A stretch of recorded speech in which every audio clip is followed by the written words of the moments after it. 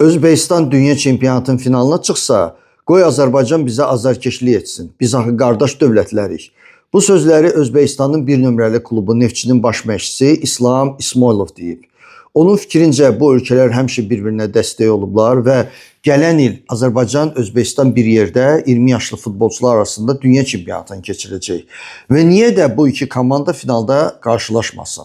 Düzdür, İslam ola bilər biraz zarafat edib, çünki Özbekistan komandası bizdən fərqli olaraq beynəlxalq arenada çox gözəl çıxış edir və keçən illəri 17 yaşlar arasında çox böyük uğur da qazanmışdılar. Asiyada birinci olmuşdular. Azərbaycan komandası haqqında bunu demək çox çətindir. Amma buna baxmayaraq pis fikir deyil. Düzdür, İslam Neftçinin Qarabağa 0-5 uduzmağını da izah edib. Deyib ki, Özbekistanda biz daha çox yeniyetmə futbolçulara fikir veririk və Özbekistan Futbol Federasiyası bir neçə regionda akademiyalar tikir. Bilirsiniz, onlar işləyirlər, biz amma hələ də danışırıq. Bu hara gedib çıxacaq bilmirəm. Amma gələn il inşallah biz görəcəyik bu ölkələr arasında futbolun səviyyəsini.